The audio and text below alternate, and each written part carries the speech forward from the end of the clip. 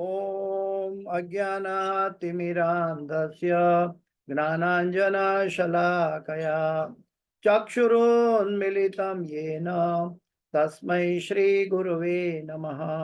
श्रीचैतन्यमनोभीष्टं स्थापितं येन भूतले स्वयं रूपगदा मह्यं ददाति स्वपदान्तिकं।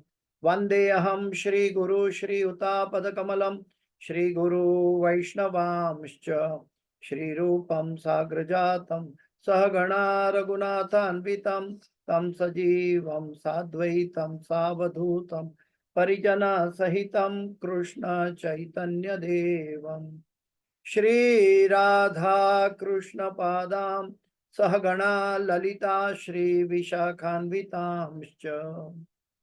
हे कृष्ण करुणा सिन्धो दीनबंधो जगतपते गोपेश गोपिका कांत राधा कांत नमोस्तुते। तप्त कांचन गौरांगी राधे वृंदावनेश्वरी वृषभानुसुते देवी प्रणमामि हरिप्रिये। वाञ्छाकल्पतरुभ्यश्च कृपा सिन्धुभ्य एव च पतितानां पावनेभ्यो वैष्णवेभ्यो नमो नमः।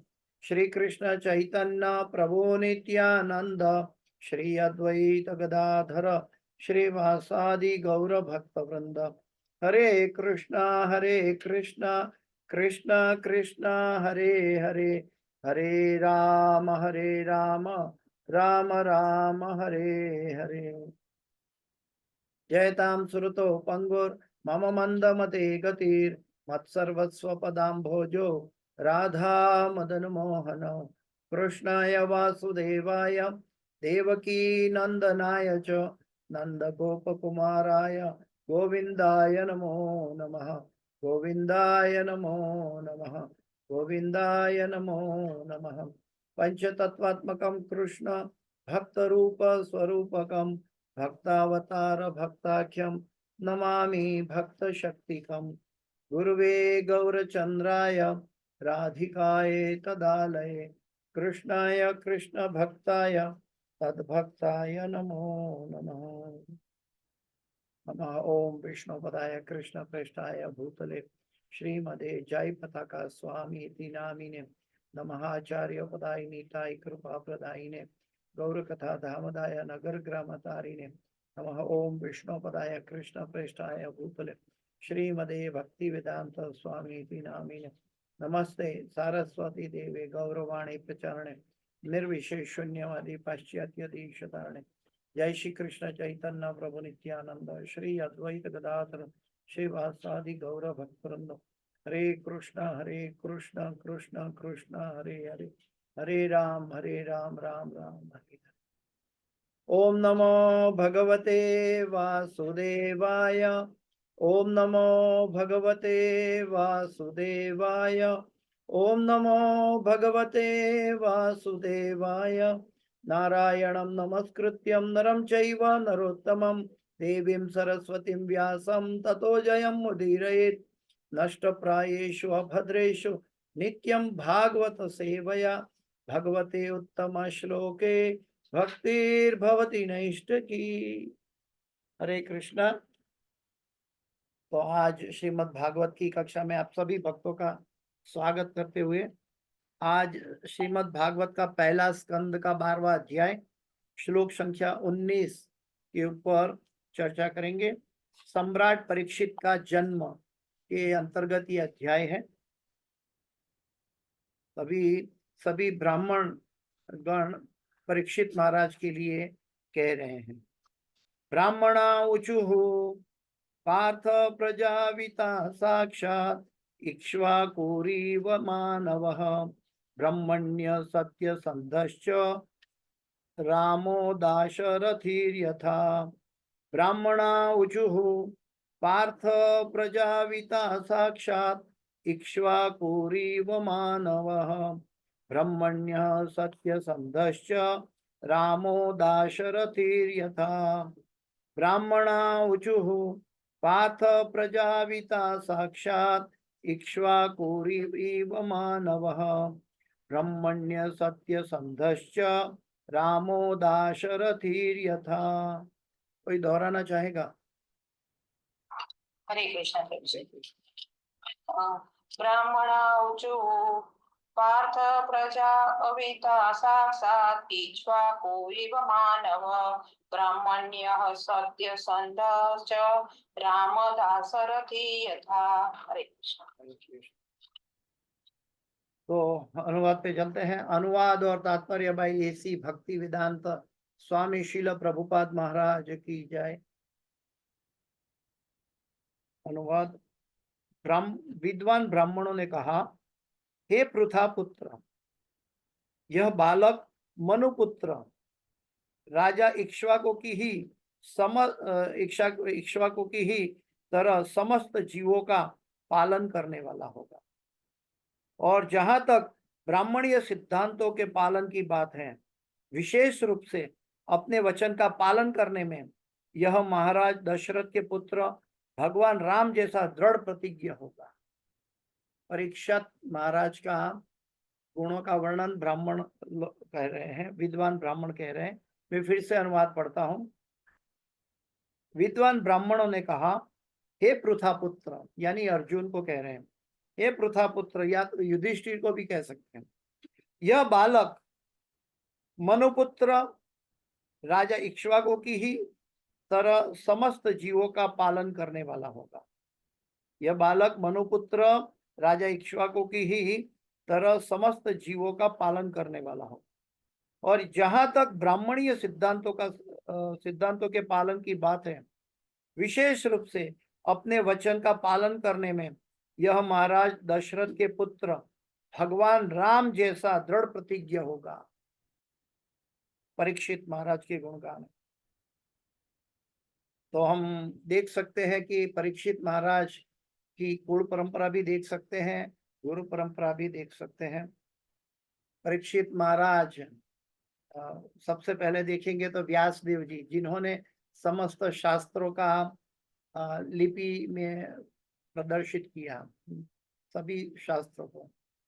वो व्यास देव जी के 3 पुत्र के अंतर्गत ये क्या बोलते हैं, पांडु, धृतराष्ट्र और विदुर जी, ये 3 पुत्र के अंदर ये पांडु पुत्र के 5 पांडव थे।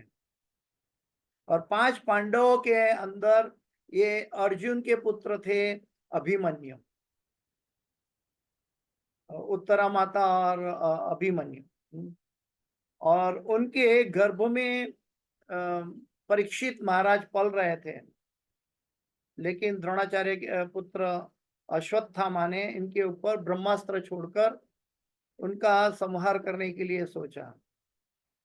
लेकिन जब भगवान ने देखा कि उन्होंने ये गलत कार्य किया है, तुरंत भगवान ने अपना अंगुष्ठ मात्रा स्वरूप धारण करके तुरंत उत्तरा माता के गर्भ में प्रवेश कर लिया और महाराज परीक्षित की रक्षा की। अभी हम देख सकते हैं कि भगवान सभी जीवों के रक्षक है, लेकिन किसी भी परिस्थिति में भगवान और भगवान के भक्त उनकी रक्षा के बाहर नहीं रहते हैं।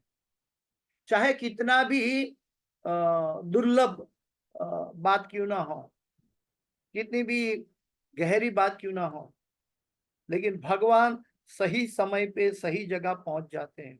प्रहलाद महाराज के लिए खंबे में पहुंच गए थे, ठीक वैसे ही परीक्षित महाराज के लिए उत्तरा माता के गर्भ में पहुंच गए और उनकी रक्षा की।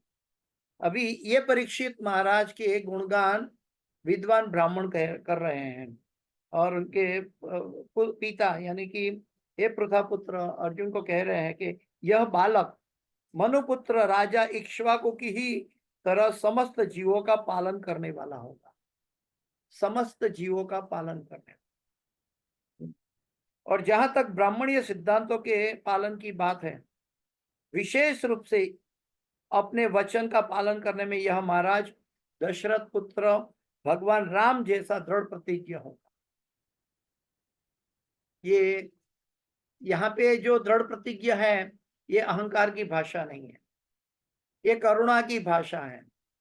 अपना हित हो या ना हो, लेकिन जो लोक हितकारियों के लिए कार्य किया जाता है उसमें दृढ़ रहना, इसको कहते हैं सुशासन की विधि। तात्पर्य में चलते हैं प्रभुपाद जी के साथ। तात्पर्य में प्रभुपाद जी ने काफी मेहनत की है और इनके हर एक कैरेक्टर जो है, हर एक जो नाम आया है श्लोक के अंतर्गत, सभी का विवरण प्रभुपाद जी ने किया है। इसका तात्पर्य काफी लंबा है लेकिन बहुत जानने योग्य है। मैं संक्षिप्त में बताने की कोशिश करूंगा। प्रजा का अर्थ है इस भौतिक जगत में जन्म लेने वाला जीव। वास्तव में जीव का न तो जन्म होता है न मृत्यु होती है, लेकिन भगवान की सेवा से विलग होने के एवं भौतिक प्रकृति पर प्रभुत्व जताने की इच्छा के फल स्वरूप उसे अपनी भौतिक इच्छाओं की तुष्टि के लिए उपयुक्त शरीर प्रदान किया जाता है। जीव कभी जन्म नहीं लेता, कभी मृत्यु को धारण नहीं करता, लेकिन जीवन का वास्तविक सत्य मृत्यु है। लेकिन वो जीव ने दो गलतियां की है, प्रभुपाद जी बताते हैं। कौन सी दो गलतियां? भगवान की सेवा से विलग होना, भगवान की सेवा को छोड़ देना, और दूसरी बात बताइए, भौतिक प्रकृति पर प्रभुत्व जमाना। ये दो कारण की वजह से जीव अनादिकाल से जन्म मृत्यु जरा व्याधि में सबड़ता है। लेकिन ये जन्म मृत्यु जरा व्याधि भी भगवान की करुणा से एक तरह की रिफाइनिंग प्रोसेस है, जिससे जीव धीरे धीरे क्रमशः शुद्ध होकर भगवान की शरण में जा सके। ऐसा होने से वह जीव भौतिक प्रकृति के नियमों द्वारा बद्ध हो जाता है। किसी के ऊपर प्रभुत्व जमाने की कोशिश करेंगे तो दो चीज होगी, या तो विजय हासिल होगा या तो हार माननी पड़ेगी। तो भगवान की प्रकृति है, बहिरंगा शक्ति है प्रकृति, इसके ऊपर हम अपना प्राधान्य कैसे स्थापित कर सकते हैं? इसलिए जीव जो है प्रकृति के नियमों के द्वारा बद्ध हो जाता है। हम भी प्रकृति के नियमों के द्वारा बद्ध हो गए हैं। सत्वगुण, रजोगुण, तमोगुण के अंदर हमारा बुद्धि और मन कैद में है। ऐसा होने से वह जीव भौतिक प्रकृति के नियमों द्वारा बद्ध हो जाता है और उसका भौतिक शरीर उसके कर्म के अनुसार बदलता रहता है। मन को फ्रीडम भगवान ने दिए रखी है, सभी तरह की फ्रीडम है, लेकिन मन और बुद्धि जो है प्रकृति के तीन गुणों के आधिपत्य में रहकर अपना वास्तविक दिशा, वास्तविक उपयोग हमें कहाँ करना चाहिए, वो प्रकृति के तीन गुणों के द्वारा बद्ध हो गया है। ये ऐसा इसीलिए हो रहा है क्योंकि वो आत्मा जो है वो आनंद का स्रोत है, वो आनंद की अभिलाषा है, करता है। आनंदमय अभ्यासात ये आत्मा का वास्तविक स्वरूप है। लेकिन वो आनंद दुनिया के अनेक विषयों में, पदार्थों में, जीवों में ढूंढता फिरता है, और उसके लिए आनंद को इच्छा पूरी करने के लिए इमीडिएट सोर्स जो है वो है इंद्रिय, मन और बुद्धि। तो ये तीनों शरीर के अंदर कैद है और वो शाश्वत आनंद नहीं दे सकते, और वो शाश्वत आनंद भगवान की भक्ति से आता है, भगवान की सेवा से आता है। इस प्रकार जीव 84 लाख योनि में देहांतर करता रहता है, किंतु भगवान का अंश होने के कारण भगवान न केवल उसके जीवन की सारी आवश्यकताओं की पूर्ति करते हैं, उसका पालन भी करते हैं। ब्रह्मा विष्णु महेश के अंतर्गत हम देखते हैं कि भगवान विष्णु सभी जीवों के पालनहार हैं, अपितु स्वयं अपने प्रतिनिधियों राजर्षियों द्वारा उसकी रक्षा भी करते हैं। भगवान देवी देवता के द्वारा, राजर्षियों के द्वारा, भगवान अपने प्रतिनिधियों यानी कि गुरु तत्व के द्वारा भी, साधुओं के द्वारा भी, शास्त्रों के द्वारा भी हमारी रक्षा करते हैं। ये रक्षा कोई शस्त्र नहीं, बल्कि ये रक्षा ज्ञान रूपी शस्त्र से सभी भौतिक चीजों को काट सकते हैं। ज्ञान रूपी शस्त्र। महाराज परीक्षित वास्तव में एक आदर्श राजर्षि थे, क्योंकि एक बार जब वे अपने राज्य का दौरा कर रहे थे, अभी परीक्षित महाराज की बात आ रही है कि वे जब एक बार अपने राज्य का दौरा कर रहे थे, तो उन्होंने देखा कि साक्षात कली एक बिचारी गाय को मारने जा रहा था। साक्षात कली, कलयुग का प्रारंभ होने वाला था, तो कली जो है वो एक बिचारी गाय को मार रहा था। और ये किसने देखा? महाराज परीक्षित। उन्होंने तुरंत बधिक करार करते हुए दंडित किया कली को। और इसका अर्थ यह हुआ कि साधुचरित शासकों द्वारा पशुओं तक संरक्षण दिया जाता था। सभी जीवों का संरक्षणार्थ है। इसको कहते हैं वासुदैव कुटुंबकम, इसको कहते हैं सनातन धर्म। वहां सिर्फ मनुष्य अपना जय हासिल नहीं करता, बल्कि सभी जीवों का कल्याण सोचता है, और महाराज परीक्षित उनमें से एक थे। इसका अर्थ यह हुआ कि साधुचरित शासकों द्वारा पशुओं तक को संरक्षण दिया जाता था, जो किसी भावावेश के कारण नहीं था।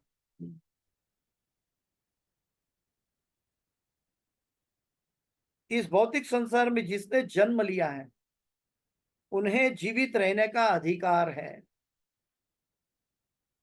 सारे साधु राजा सूर्य ग्रह के राजा से लेकर पृथ्वी के राजा तक वैदिक साहित्य के प्रभाव से प्रभावित रहे।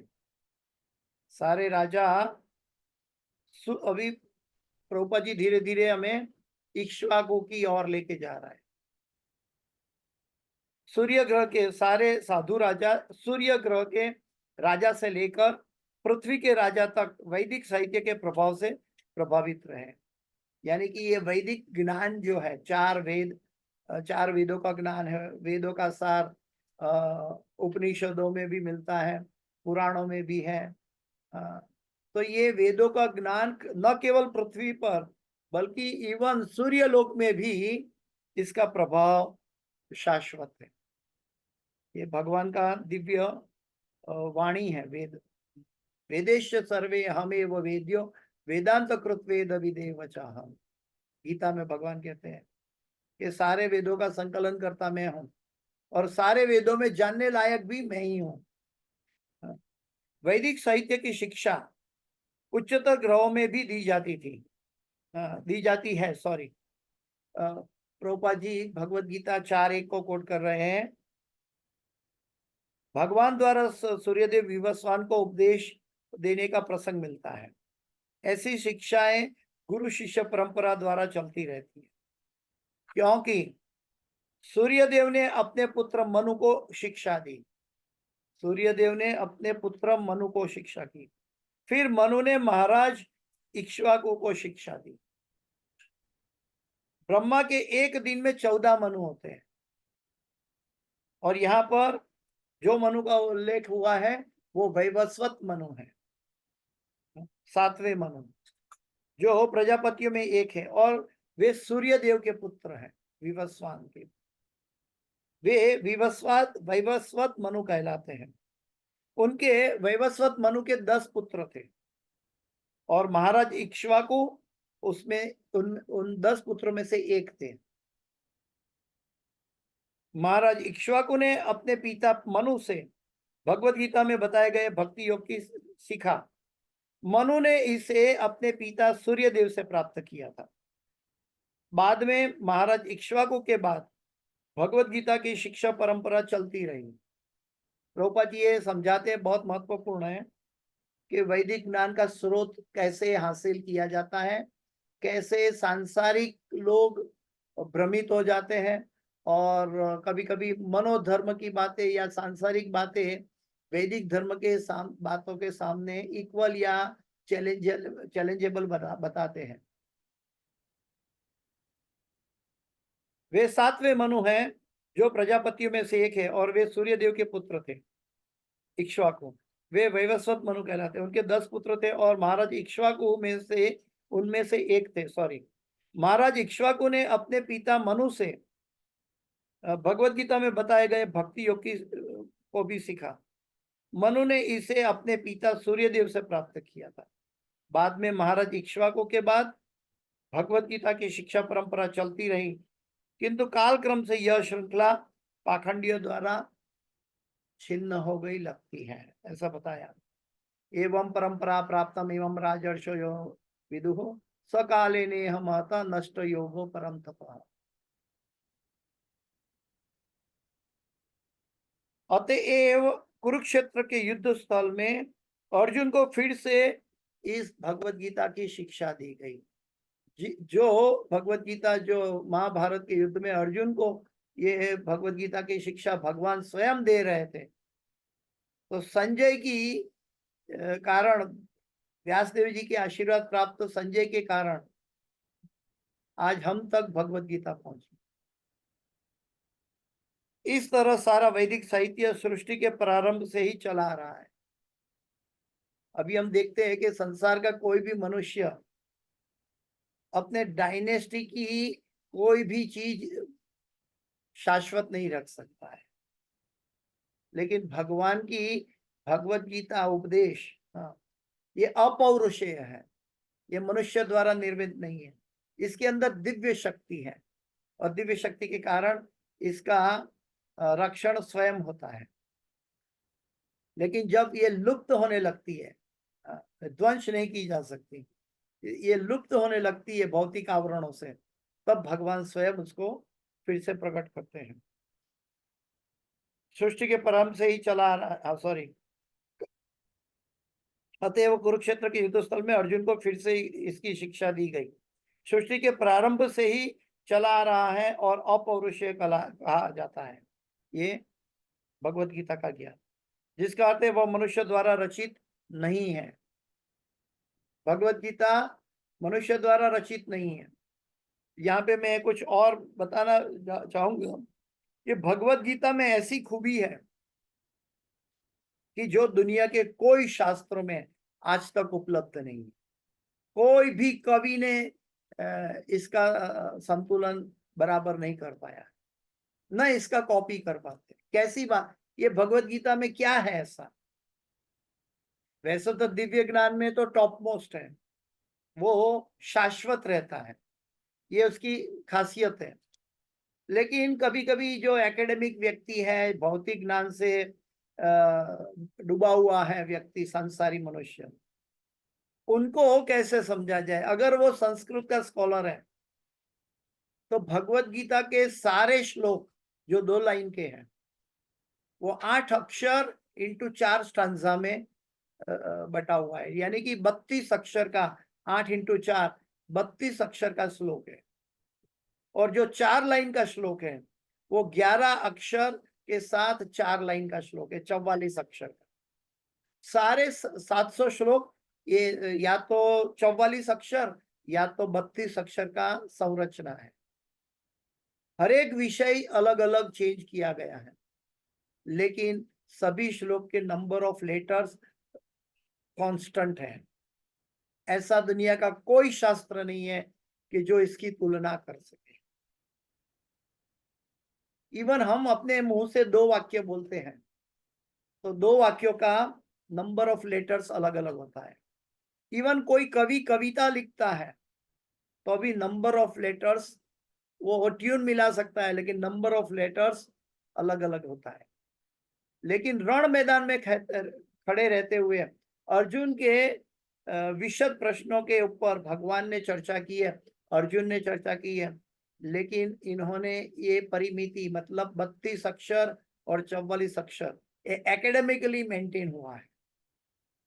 विषय बदला है, उपदेश बदला है, लेकिन ये उनकी सीमा के परिमिति के अंदर है। ऐसा दुनिया का कोई शास्त्र नहीं, इसलिए ये अपौरुषेय कहा जाता है। ये कोई मनुष्य इसकी रचना नहीं कर सकता और न कर पाएगा। वैदिक ज्ञान का प्रवचन भगवान द्वारा किया गया और ब्रह्मांड के सर्वप्रथम सृजित जीव ब्रह्मा ने सबसे पहले इसे सुना। अभी प्रभुपाद जी 1 बाय 1 इसमें तीन चीज की चर्चा, तीन कैरेक्टर आ रहे हैं, उनकी चर्चा कर रहे हैं। पहले है महाराज इक्ष्वाकु, फिर मनु, और फिर भगवान राम।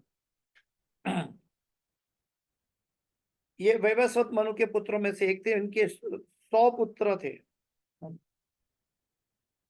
वैवस्वत मनु के 10 पुत्र, उनमें से एक इक्ष्वाकु महाराज, और इक्ष्वाकु महाराज के 100 पुत्र थे। और उन्होंने सबसे पहले मांसाहार पर प्रतिबंध लगाया। इक्ष्वाकु के कुल में मांसाहार का प्रतिबंध लगाया। तो हम सोच सकते हैं कि वही इक्ष्वाकु के कुल में भगवान राम आए। और आज के गंदा मीडिया, झूठा मीडिया कह रहा है कि भगवान राम वन में गए थे तो मांसाहार करते थे। ये सरासर गलत बात है। उनकी परंपरा में पहले से ही मांसाहार को प्रतिबंध किया गया था। तो ये सामान्य आज की गंदी मीडिया को, पापी मीडिया को ये सब पता नहीं है। इनके 100 पुत्र थे, उन्होंने मांसाहार पर प्रतिबंध किया। उनकी मृत्यु के बाद उनका पुत्र शशाद राजा बना। इक्ष्वाकु के बाद शशाद राजा बना। अभी प्रभुपाद जी मनु के बारे में बता रहे हैं कि ब्रह्मा जी के एक दिन में 14 मनु होते हैं। अभी 7वां मनु का कार्यकाल चल रहा है, वैवस्वत मनु। इस श्लोक में जिस मनु का उल्लेख इक्ष्वाकु के पिता के रूप में हुआ है, वे 7वें मनु वैवस्वत मनु अर्थात सूर्यदेव विवस्वान के पुत्र थे। यानी कि सूर्यदेव से चली आ रही, क्योंकि जब जब सूर्य की उत्पत्ति हुई तब से ये वैदिक ज्ञान भगवान ने हम सब के लिए, सभी जीवों के कल्याण के लिए प्रकट रखा, शाश्वत रखा है। उससे पहले भी था, जिन्हें भगवान कृष्ण ने अर्जुन के पूर्व भगवत गीता का उपदेश दिया था। समस्त मानव जाति मनु के वंशज है। हम सब मानव जाति मनु के वंशज है, इसलिए हम मनुष्य कहलाते हैं। मनु और शत्रुपा के संतान के रूप में हम मनुष्य कहलाते हैं। कई जो विधर्मी लोग हैं, वो विधर्मी लोग इंसान कहते हैं, मनुष्य को इंसान कहते हैं। वो आदम और ईव के संतान मानते हैं। आदम और ईव वास्तव में मनु और शत्रुपा है, और इसीलिए वो लोग अपने आप को आदमी कहते हैं। आदम और ईव के संतान आदमी हैं, लेकिन वास्तव में वो हम सब मनुष्य हैं, मनु और शत्रुपा के संतान हैं। इन वैवस्वत मनु के 10 पुत्र थे, जिनके नाम दिए गए हैं। इक्ष्वाकु उनमें से एक था। भगवान का मत्स्य अवतार, देखिए कहां से सतयुग की शुरुआत की बात हो रही है। भगवान का मत्स्य अवतार वैवस्वत मनु से प्रारंभ हुआ था। वैवस्वत मनु से प्रारंभ हुआ मत्स्य अवतार। उन्होंने अपने पिता सूर्यदेव विवस्वान से भगवत गीता के नियमों की शिक्षा प्राप्त की और अपने पुत्र महाराज इक्ष्वाकु को प्रदान किया।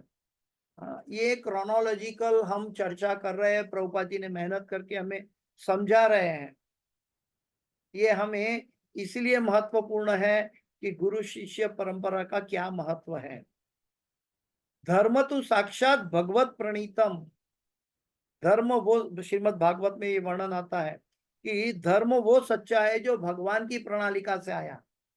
और वो प्रणालिका कैसे आई है, परीक्षित महाराज वो प्रणालिका में कैसे है, वो भी प्रभुपाद जी समझा रहे हैं। तो यहाँ कोई अंधविश्वास या तो लोगों की वाहवाह से नया पंथ खुल गया जो कलयुग में हो रहा है। कई संप्रदाय अपने अपने पंथ खोल के बैठे हैं, लेकिन वास्तव में 4 बोनाफाइड संप्रदाय हैं, और वो चारों बोनाफाइड संप्रदाय भगवान की प्रणालिका से आए हैं। तो जब तक हमारा मूल भगवान से जुड़ा ना हो, तब तक कोई भी संप्रदाय हो वो हमारा कल्याण नहीं कर सकते। कल्याण तो नहीं छोड़ो, हमारा उद्धार भी नहीं कर सकता, हमारा जीवन की जरूरियात की आवश्यकताओं को भी समझ नहीं सकता।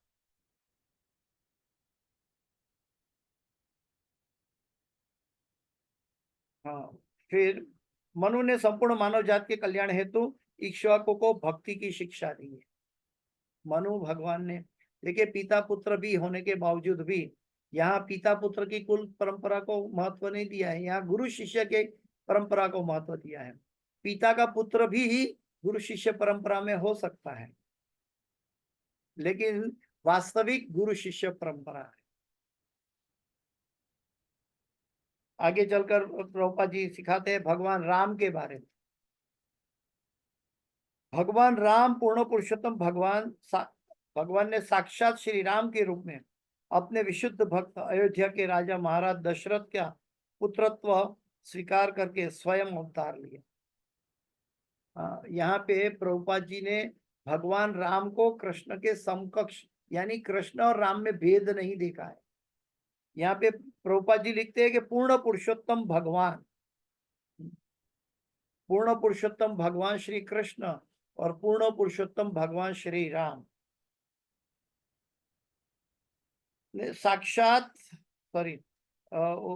अपने विशुद्ध भक्त अयोध्या के राजा महाराज दशरथ के पुत्रत्व का स्वीकार करके स्वयं अवतार लिया। भगवान राम भी उसी कारण से प्रकट होता है, परित्राणाय साधूनाम विनाशाय च दुष्कृताम धर्म संस्थापनार्थाय संभवामि युगे। भगवान राम अपने पूर्ण अंशों के समत अवतरित हुए और वे सब उनके छोटे भाइयों के रूप में प्रस्तुत हुए। भगवान राम, लक्ष्मण, भरत और शत्रुघ्न। भगवान त्रेता युग में चैत्र मास की शुक्ल पक्ष की नवमी को, राम नवमी को हमेशा की तरह धर्म की स्थापना के लिए और अधर्मियों का विनाश करने के लिए अवतरित हुए। भगवान राम अभी वे तरुण ही थे, उन्होंने सुबाहु को मारकर नैतिक कार्यों से बाधा डालने वाली राक्षसी मारीचा का वध करके विश्वामित्र की सहायता की। भगवान राम तो अभी तरुण थे, बहुत यंग थे। उसी उम्र में भी भगवान राम ने क्या किया? जन कल्याण के लिए, परित्राणाय साधूना, साधुओं की रक्षा के लिए विश्वामित्र की सहायता की। जो राक्षसी थी मरीचा और सुबाहु, उनको मारकर विश्वामित्र को यज्ञ में जो बाधा डालने वाली थी उनको मुक्त कर दिया और क्षत्रिय उनकी रक्षा करते हैं। भगवान रामचंद्र मानवता की उत्कृष्टतम संस्कृति के जिसे ब्रह्मण्य धर्म कहते हैं, हम भी कहते हैं नमो ब्रह्मण्य देवाय गो ब्राह्मण्य हिताय। प्रभुपाद जी लिखते हैं कि भगवान राम का दूसरा नाम है ब्रह्मण्य धर्म। पालन तथा संरक्षण के लिए आदर्श राजा है। पालन तथा संरक्षण के लिए आदर्श राजा है। वो अपनी आचारी करके भगवान राम ने सिखाया एक आदर्श मनुष्य को कैसा जीवन जीना चाहिए।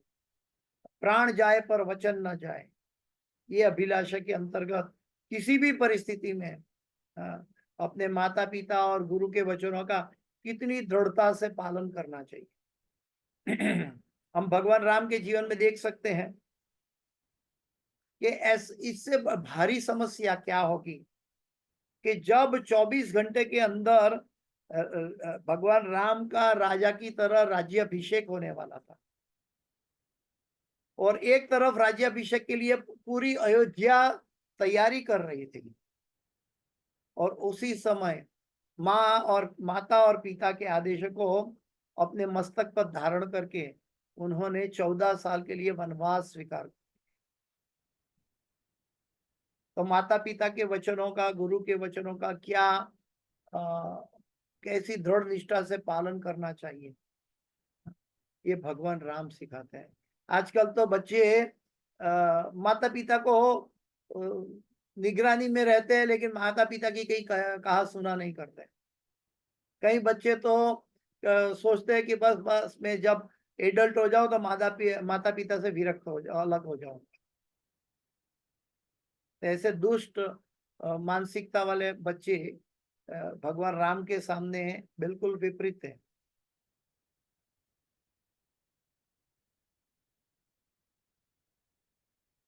गायों तथा ब्राह्मणों के रक्षक है भगवान राम और कृष्ण से, अतएव वे जगत की संपन्नता को बढ़ाने वाले हैं। उन्होंने प्रशासक देवताओं को विश्वामित्र के माध्यम से असुरों को जीतने के लिए प्रभावशाली अस्त्र प्रदान किए।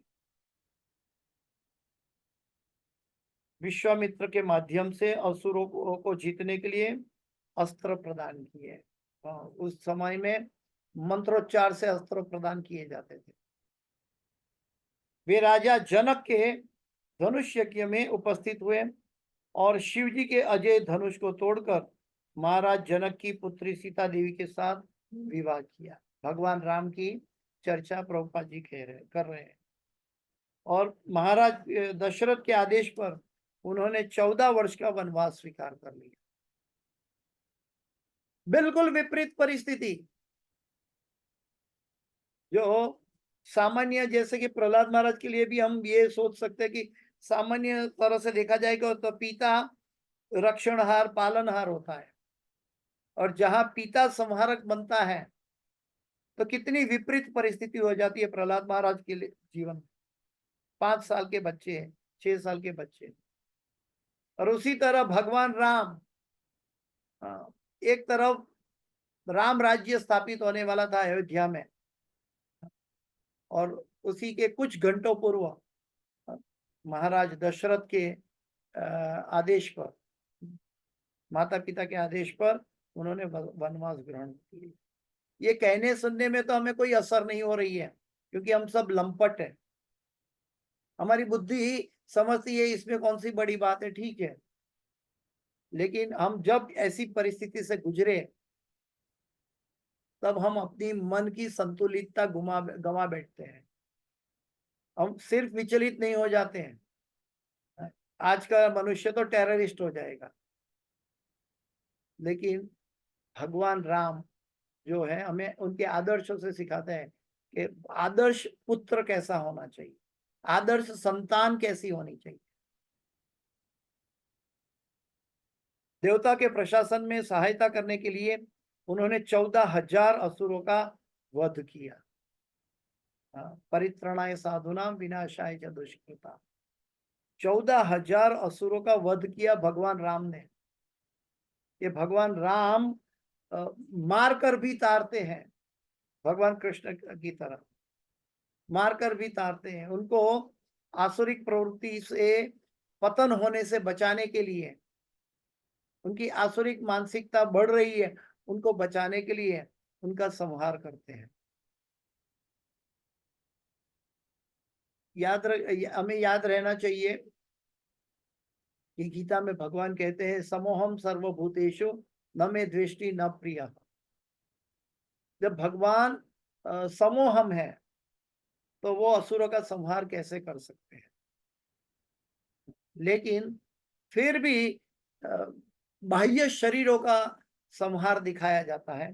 वास्तव में आत्मा का जन्म और आत्मा की मृत्यु होती ही नहीं है, लेकिन उनकी मानसिकता को पतन होने से रोकने के लिए भगवान उनका संहार करते हुए दिखाई देता है।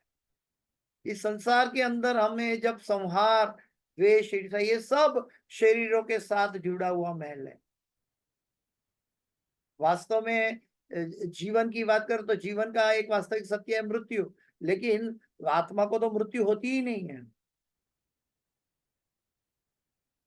तो जब मृत्यु का डर लगता है इसका मतलब है हम अभी भी बॉडी कॉन्शियस में है।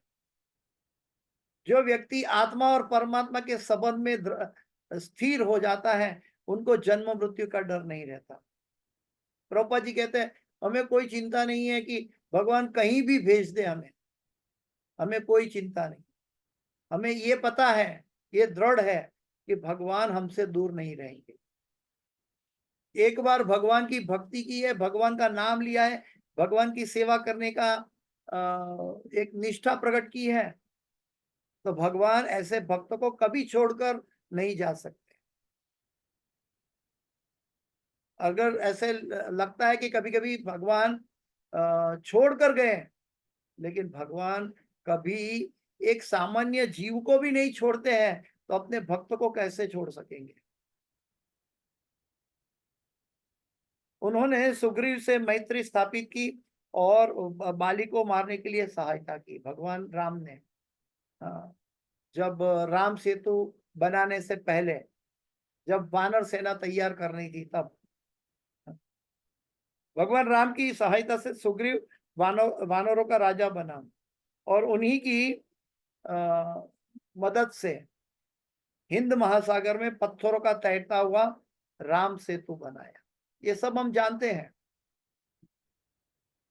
और सीता के अपहरणकर्ता रावण के राज्य में लंका तक पहुंच गए।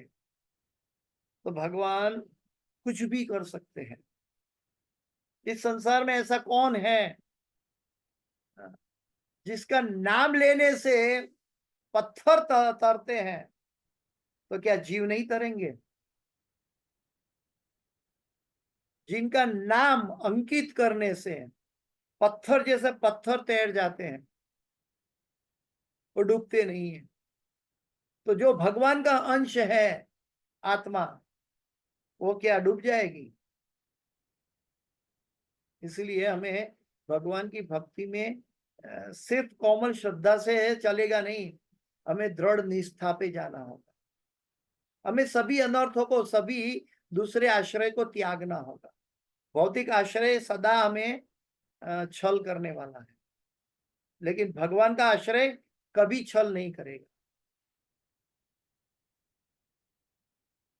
तत्पश्चात उन्होंने रावण का वध किया और लंका के सिंहासन पर विभीषण को बिठाया। देखिए, जो रावण अहंकार के द्वारा भगवान राम की पत्नी सीता माता को हर कर भोगना चाहता था, ऐसे आसुरिक विचार वाले रावण को लंका पर राज करने के लिए उनके 10 सिर काटना पड़ा, तब जाके उनको लंका का राज्य दिया गया। लेकिन वही राज्य विभीषण जी, उनके भाई ने सिर्फ भगवान राम को प्रणाम करके प्राप्त कर लिया। तो हम सोच सकते हैं कि भगवान को प्रणाम करने की कितनी महत्ता है, कितनी शक्ति है, भगवान के नाम में कितनी शक्ति है। ये त्रेता युग की बात है, और तब तो ये एक गौण बात कह सकते हैं, क्योंकि तब तो यज्ञ की विधि होती थी। लेकिन आज के कलयुग में भी वो नाम संकीर्तनम यस्य सर्व पाप प्रणाशनम, वो नाम ऐसा अग्नि है, हमारे हजारों करोड़ों जन्मों के पाप नष्ट कर सकता है। किसी लिए नष्ट करना है? भगवत प्राप्ति के लिए, फिर से पाप करने के लिए नहीं।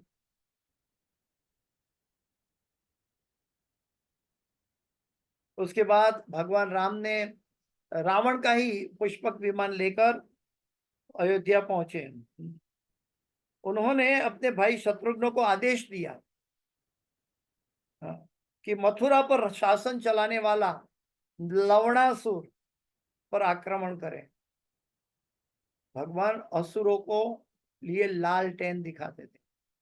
वो असुरों को कभी उनकी आसुरिक प्रवृत्ति को बढ़ना देना नहीं चाहते थे। उन्होंने 10 अश्वमेघ यज्ञ संपन्न किए। भगवान राम ने लवणासुर का वध शत्रुघ्न के द्वारा करवाया। उन्होंने 10 अश्वमेघ यज्ञ संपन्न किए, और बाद में भगवान राम ने सरयू नदी में स्नान करते करते अंतर ध्यान हो गए। रामायण नामक महाकाव्य, जो भगवान राम की लीलाओं का इतिहास है, प्रामाणिक रामायण का लेखक महाकवि वाल्मीकि जी के द्वारा संपन्न हो। ये प्रभुपाद जी के तात्पर्य में ये सब बताया है। लेकिन यहाँ पे हम सोचेंगे कि महाराज परीक्षित के लिए किसके साथ उनका संतुलन देखा गया, कि वो कैसे होंगे, कि राजा इक्ष्वाकु की तरह होगा, और वो भगवान राम की तरह दृढ़ प्रतिज्ञ होगा। परीक्षित महाराज के लिए और भी बहुत से सम्मानजनक बातें हुई है, मैं संक्षिप्त में बताऊंगा। कहते हैं कि यह बालक सुप्रसिद्ध उष्णीर नरेश शिवी की भांति उदार दानवीर तथा शरणागतों का रक्षक होगा। आज भी हम देखते हैं कि भगवान और भगवान के भक्त हमेशा सबके ऊपर करुणा बरसाते हैं। वह अपने कुल के नाम तथा यश को उसी तरह फैला देगा जिस तरह महाराज दुष्यंत के पुत्र भरत ने किया था। महान धनुर्धरों में यह बालक अर्जुन के समान होगा। परीक्षित महाराज की बात चल रही है। वह अग्निदेव के समान दुर्निवार और समुद्र की भांति दुर्लभ होगा। इसके अंदर प्रभुपाद जी ने 4-5 पेज का परपोर्ट दिया है।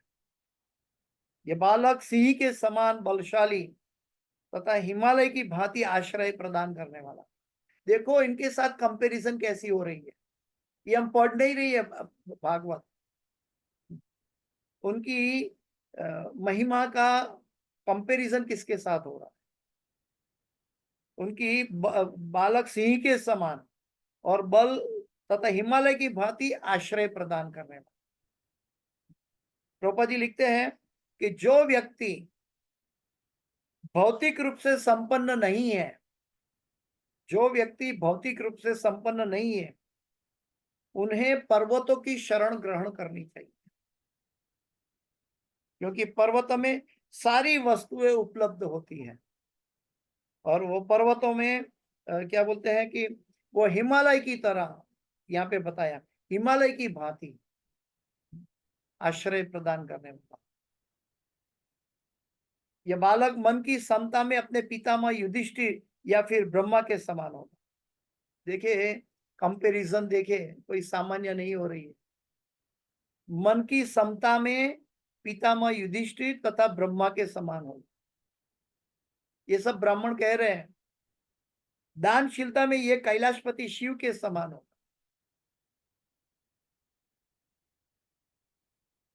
यह देवी लक्ष्मी के भी आश्रय भगवान नारायण के समान सबों को आश्रय देने वाला हो। भगवान के समतुल्य परीक्षित महाराज की चर्चा हो रही है। लेकिन वास्तविक जीव है, फिर भी इतनी महिमा है। देखिए जो व्यक्ति माता पिता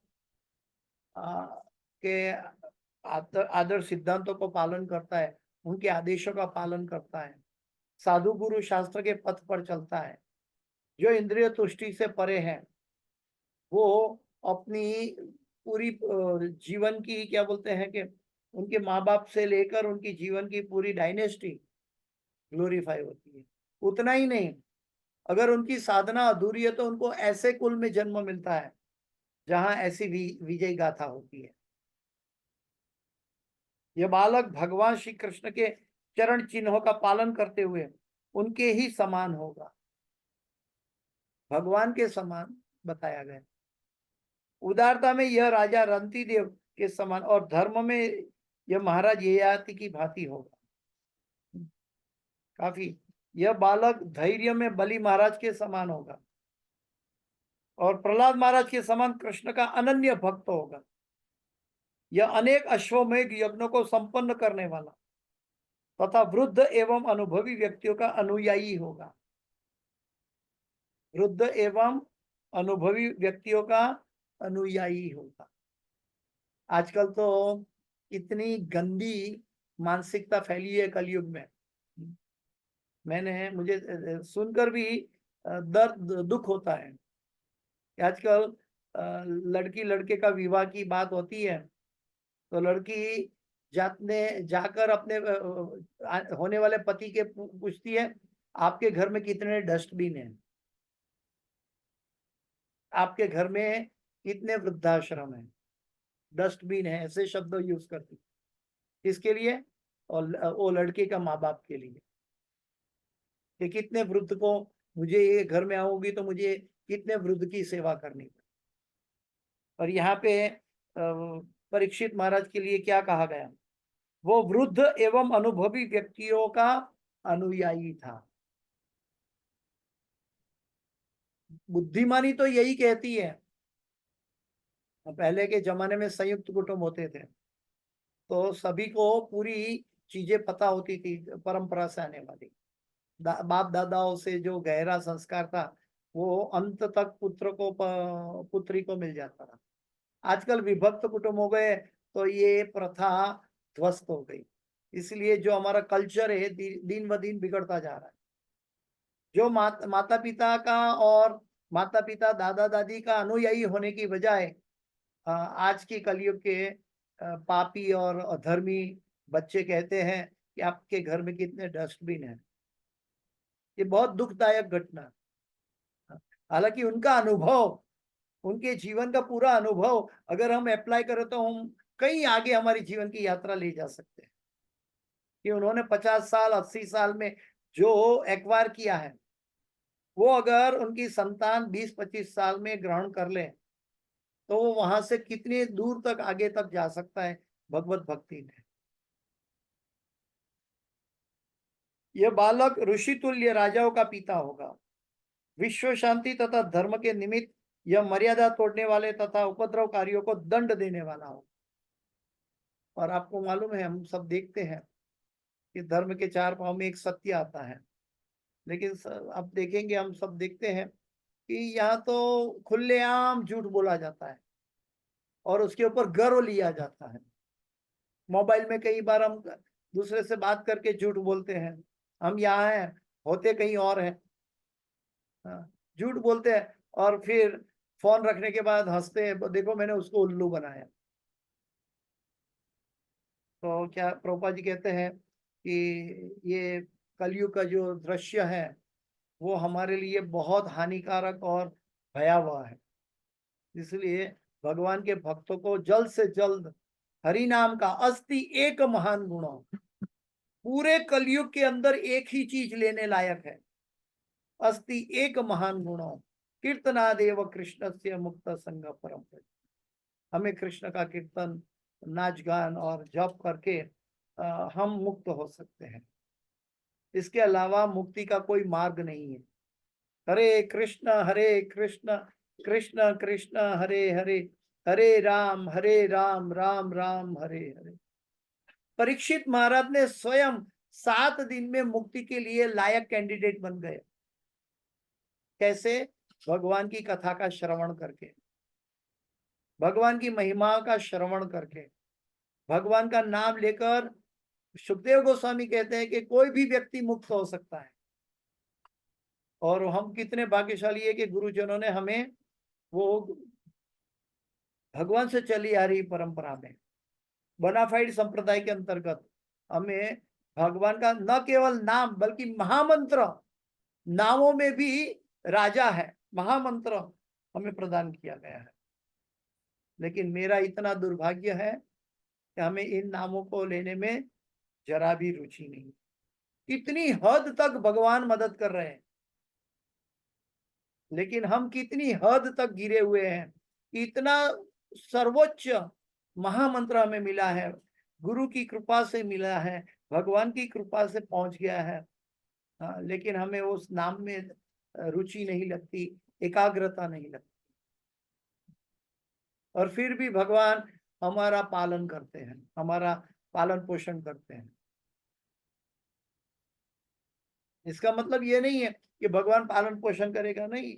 हमें अपने आप का पतन से रोकना है। प्रभुपाद जी कहते हैं कि हमें भगवान को तकलीफ नहीं पहुंचानी है, भगवान के भक्तों को, अनुयायियों को भी तकलीफ नहीं पहुंचानी है, अपने गुरुजनों को तकलीफ नहीं पहुंचानी, बल्कि उनको सहायक बनकर, भक्त बनकर जल्द से जल्द भगवत धाम वापस जाने की तैयारी। इसी मनुष्य शरीर हमें मिला है, इसी शरीर के अंत में हमें भगवत धाम की प्राप्ति हो, ऐसा हमारा कार्यकलाप होना चाहिए। यह बालक ऋषि तुल्य राजाओं का पिता होगा। विश्व शांति तथा धर्म के निमित्त यह मर्यादा तोड़ने वाले तथा उपद्रवकारियों को दंड देने वाला होगा। वो ब्राह्मण पुत्र के द्वारा भेजे गए तक्षक नाग के डसने से अपनी मृत्यु होने की बात सुनकर समस्त भौतिक आसक्ति से अपने आप को मुक्त करके भगवान को आत्मसमर्पण करके उन्हीं की शरण ग्रहण करेगा। ये सब पहले से प्रेडिक्ट था, लेकिन हमारे लिए अभी हम देखेंगे तो क्या है कि ये वो परीक्षित महाराज हैं जो निमित्त बनकर हमें श्रीमद् भागवत पहुंचाए। ये वो परीक्षित महाराज है कि समस्त भौतिक आसक्ति से छूटकर एक तरफ सारे विश्व का राजा बन थे। युधिष्ठिर महाराज की डायनेस्टी में सब प्राप्त किया हुआ था, और ये जैसे ब्राह्मण का श्राप मिला तो तुरंत सबसे विरक्त हो गए। हम तो अपने घर से एक चप्पल भी विरक्ति आती है तो नहीं नहीं नहीं नहीं इसको थोड़ा रिपेयर करके चलेगा, हम थोड़ा इधर उधर करके घर की कई चीजों पर आसक्त रहते हैं। ये चप्पल तो मुझे बहुत पसंद है, कई चीज दिनों से मैं पहनता हूँ। ऐसी हमारे घर की हर एक कार्य सामग्री के अंदर हम आसक्त रहते हैं। लेकिन ये यहाँ पे देखिए कि परीक्षित महाराज, उन्होंने अपनी गलती स्वीकार करे, आत्म समर्पण करने के लिए उन्होंने तुरंत भौतिक आसक्ति को त्याग दिया। वास्तव में जो भौतिक आसक्ति को त्याग कर सकता है वही भक्ति में स्थिर हो सकता है। निर्बंधे कृष्ण संबंधे युक्त वैराग्य उच्यते। भगवान को आत्मसमर्पण करके उन्हीं की शरण ग्रहण करेगी। तो वास्तव में हम देख सकते कि परीक्षित महाराज हमें सिखाते हैं। परीक्षित महाराज हमें, एक मिनट फोन आ रहा है।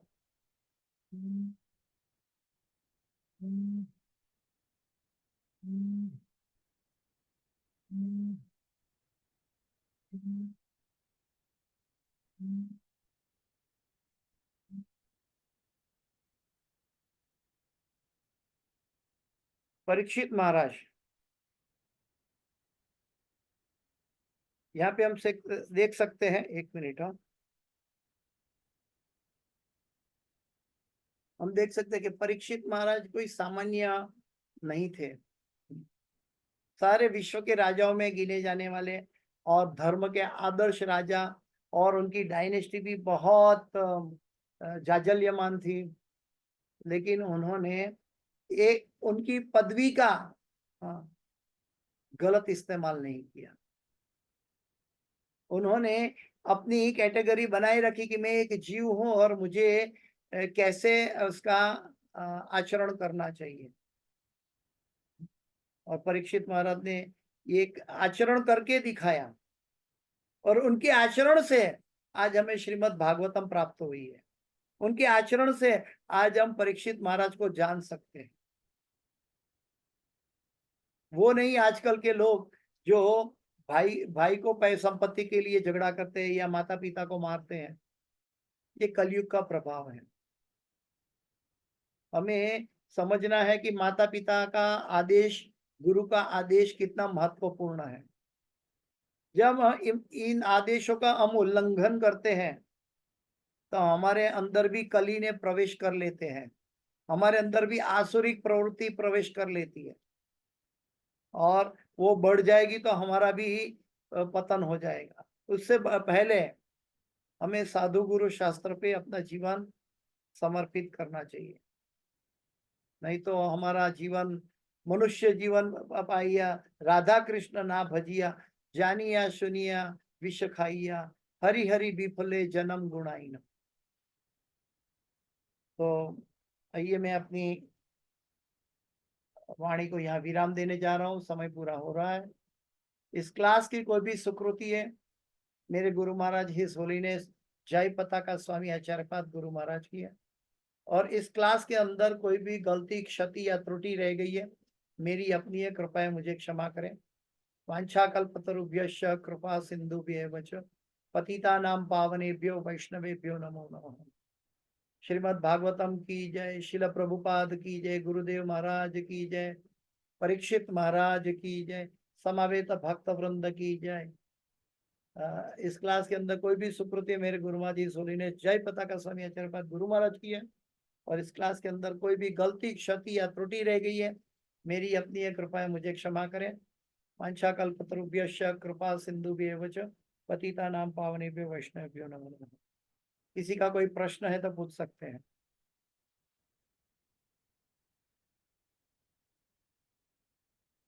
हरे कृष्ण प्रभु जी, दंडवत प्रणाम। जी माता जी।